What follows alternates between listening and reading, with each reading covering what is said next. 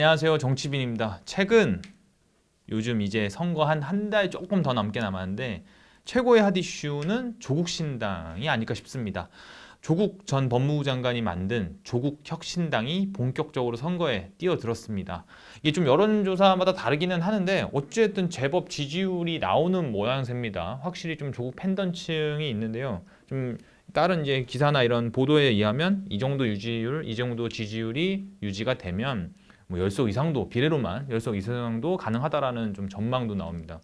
굉장히 좀 이례적인 되게 눈에 띄는 결과가 나올 수도 있다는 거죠. 사실 지난해부터 조국 신당이 나온다는 말은 있었습니다. 정확히 말하면 이제 조국 전 장관이 뭐 지역구 출마를 할 거다, 뭐 관악에 호남에 여러 가지 얘기가 나왔었죠. 근데 저는 이제 그때부터 조국 신당이 나오는 게 민주당 입장에 더 좋다는 좀 의견을 갖고 있었습니다. 이게 좀 그런 게 생각을 해보면 당이 갈라진 거니까 표도 나눠지는 거 아니야? 라는 생각을 할 수도 있는데, 그러니까 민주당 지지자들 입장에서는 좀 선택의 폭이 넓어지는 게 좋지는 않을 수 있는 거죠. 그러니까 지역구에 나온다는 가정 하에서는요. 근데 이제 결과적으로는 조국 신당이 어차피 좀 비례 정당으로만 나올 것 같아서 오히려 좀 그 선택지가 넓어지니까 긍정적인 측면이 더 커진 거죠. 그러니까 물론 민주당 자체에서 의석은 줄 수 있지만 어쨌든 조국 신당도 넓게 보면 민주당 개혁파랑 거의 비슷한 입장이라 볼 수 있으니까요.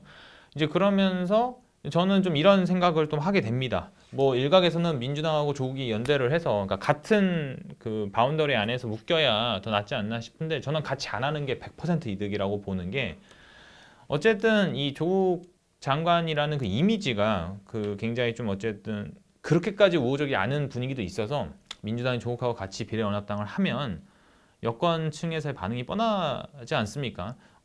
뭐 예를 들어서 아직도 조국을 파냐부터 해서 그런 이제 조국의 강을 못 건넜구나 민주당이, 이 얘기만 거의 30일 내내 나올 가능성이 크거든요.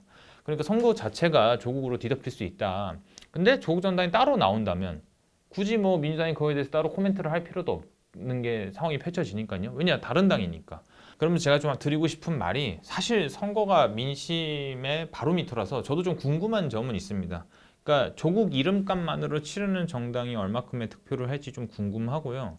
진짜로 조국 팬덤이 그 유권자들 사이에서 얼마큼을 차지할지, 굉장히 클지가 좀 궁금한 거죠. 확실히 좀 지표로서도 가치가 있다고 저는 보고 있습니다.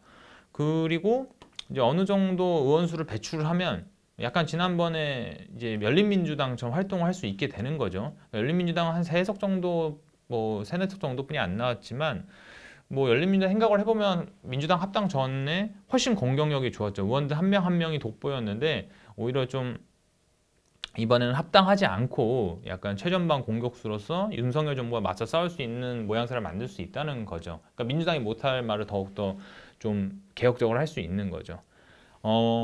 그리고 좀 이런 좀 흥미로운 지점이, 조국 전 장관이 방송에서 요즘 많이 모습을 보이지 않습니까? 그러니까 예전에는 약간 좀 사과만 하고, 그러니까 고개만 계속 숙이는 형식이었는데, 이제는 뭐 윤 대통령하고 한 위원장을 직접적으로 겨냥을 하면서 너네도 그런 이제 비리 의혹에 대해서 얘기해봐. 나도 잘못했었지만 너네도 얘기해봐. 약간 이런 식으로 공개적으로 좀 비판하기 시작을 했습니다. 저는 이번 선거에서 5석 이상을 차지하면 엄청난 좀 파급 효과가 나올 거라 보는데, 이게 좀 기자들 의견도 좀 전해드리면 사실 기자들도 좀 놀란 게 있어요. 이렇게까지 인기가 많을 건가? 라는 것들을 생각을 해보더라고요. 저도 만약에 2자릿수 이상이 비례로만 나온다? 그럼 진짜 이게 꼬리가 몸통을 흔들 수 있는 상황도 나올 수 있다고 보는 거죠. 저는 좀 이런 생각도 들거든요. 지난번 방송에서 말씀드렸다시피 진보당이 지금 민주당 비례 선거연합에 끼면서 계속 색깔론을 공격을 하고 있거든요. 여당 측에서. 뭐 통진당 후신 이러면서. 저는 이게 영향이 야권 지지자 사이에서도 있을 거라고 봐요. 그러니까 왜냐하면 민주당 내에서도 아직까지 뭐라고 할까, 크게 반응하는 모양새는 아닌데, 일단 유권자들 사이에서는 이런 우려들이 좀 어차피 내가 원하는 후보들이 들어있는 그 연합체가 아니라 차라리 조국 신당에 표를 주는 게 낫지 않을까, 뭐 이런 것도 생길 수가 있는 거죠.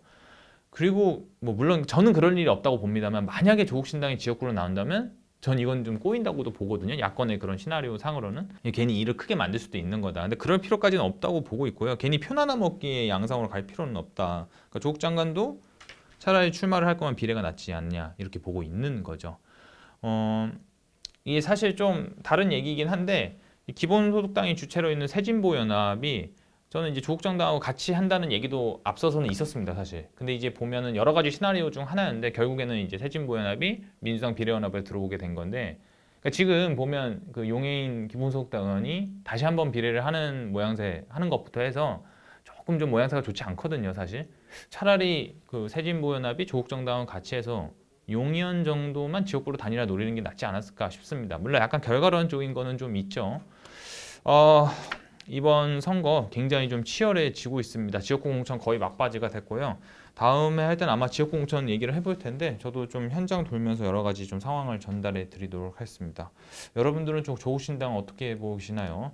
과연 꼬리가 몸통을 흔들 수 있는 결과가 나올 수 있을지 한번 지켜봐야 될 것 같습니다. 네, 여기까지 정치빈이었습니다. 감사합니다.